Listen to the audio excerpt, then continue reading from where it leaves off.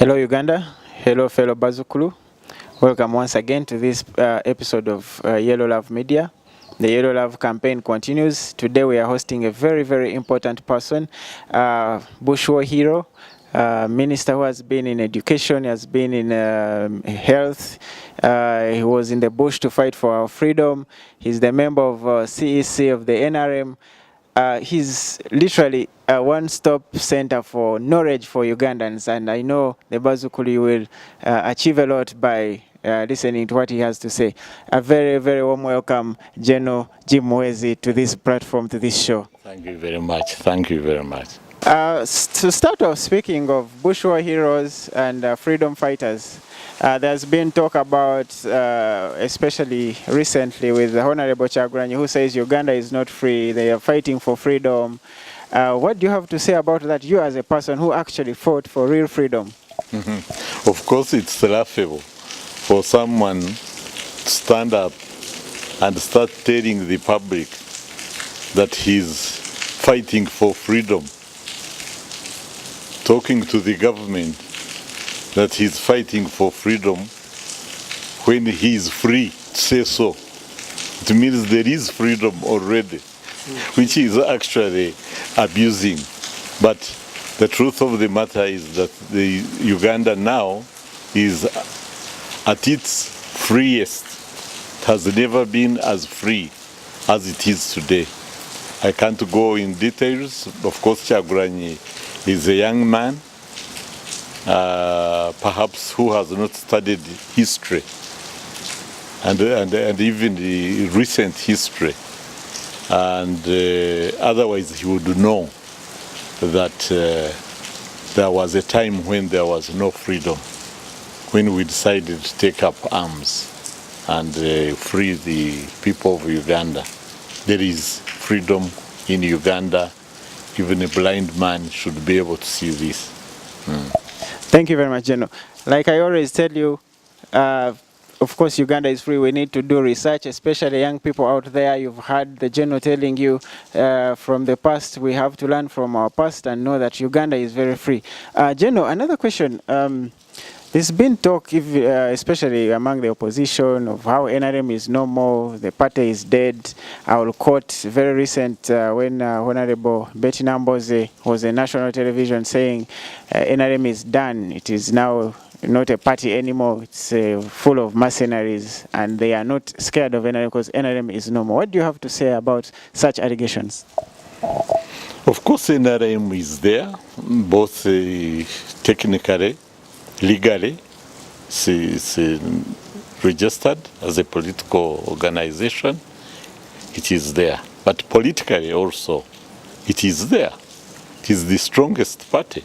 It has been competing with all the other parties and winning, like we did in the recently concluded LC elections, local council elections, and women council.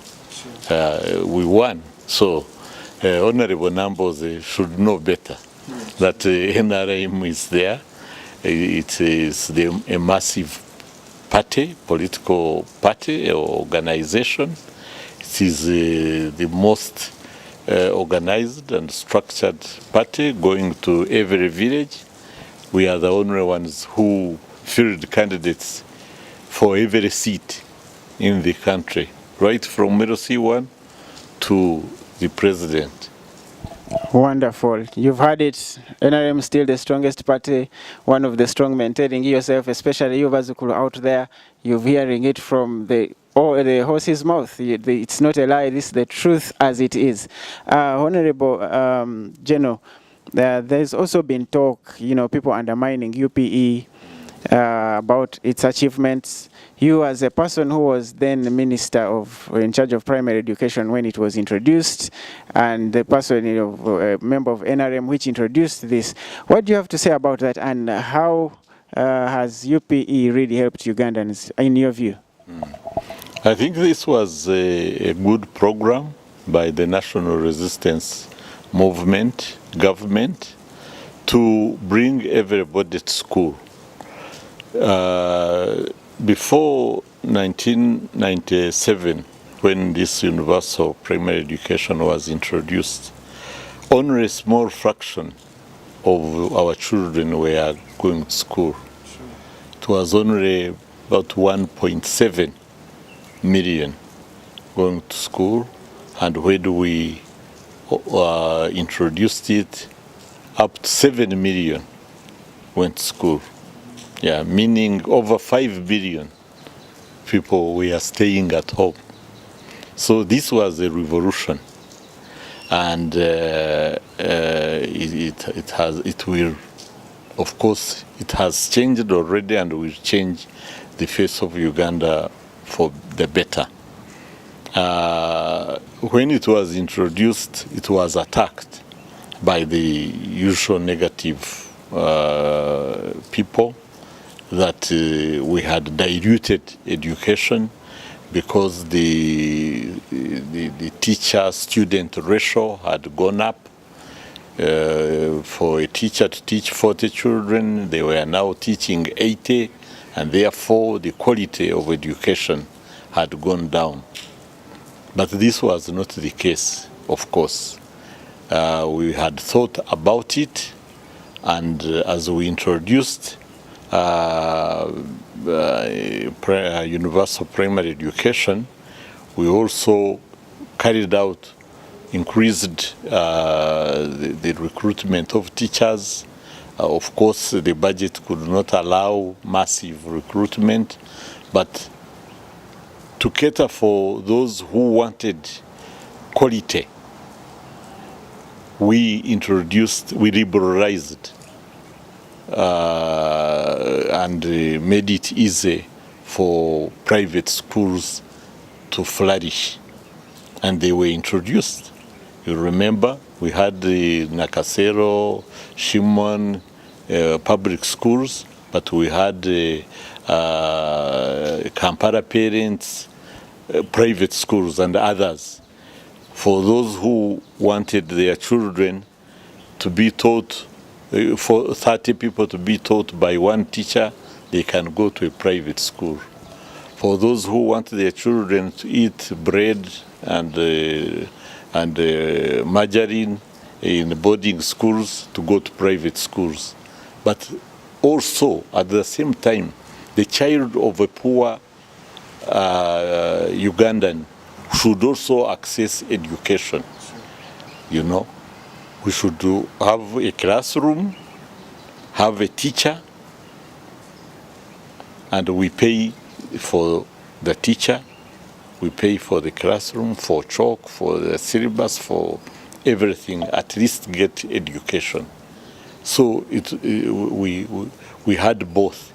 We had the rich giving the kind of education they want to give to their children, but we had also the peasant, the poor Ugandan child going to school. So that was achieved. So what remained was now to talk about the syllabus, the kind of education we give the children, and that one is a program that goes on, because we want to skill Ugandans so that they are able to get the kind of education that will help them to do work, to do what they need. Because the British, the colonial governments had introduced education, but they were also, I think, giving education that fitted their own interests. Because they would get a child, they pump the child with the knowledge, any knowledge. So we studied about the prairies in Canada, what we knew little about our own country. But the whole idea of education is to make a child be able to think and create new things. Ultimately, that's the purpose of education. That because you are educated, if you find yourself in a certain situation, you should be able to solve the problems that you face. And that's why we are talking about skilling and technical education to make it easy to create jobs and so on and so forth. And I must confess, I'm also part of the people who benefited from UPE. I'm a very proud member of the UPE. So thank you very much, General, and the NRM for introducing UPE. Now, to the young people out there, to my fellow Bazukulu, who are out there being told about people power, which I believe the real people power is what you helped formulate in the Constitution of 1995. What do you have to say to them? The youth? Yes. Oh, yeah. The youth, these are our children. These are products of NRM. First of all, they are survivors of polio, survivors of measles and the immunized youth. Immunized youth. Yes. The wonderful programs of NRM. These should be our ardent supporters. Yeah. But they are being misled by people really who are not patriotic. So the youth should really come and join NRM in our efforts to improve the standard of living of our people. The environment is good. NRM has created a peaceful conditions for everybody to flourish. Even where you lack something, government is willing. There are several programs which I'm sure everybody knows. The youth livelihood, there are funds. If they are not enough, let them be organized, be creative, organize themselves, government will support them now or tomorrow so that we make Uganda better instead of fighting for what is already here. Yeah. You don't need to change government because the government which is in place is willing to work with you, to support you. So why not support the government that there is instead of trying to disrupt? Thank you, Jin. Advice. That's a very good advice. I will take it on. Because I think it is a matter of patience, learning how to do things and being creative, like you've said. Isn't it, Geno? Yes, it is. Thank you very much for your time. We appreciate you being part of the show, Yellow Love Media for the Youth, the truth as it is. We are with the Geno, a true freedom fighter you've had. He was part of UPE. He has told you what it is. We need to be patient. We need to work with government. The youth out there, please, you need to emulate people like the Geno. I'm very proud to have been with him today, and I hope you've learned one thing or two. Thank you, Geno, for being part of the show. Thank you.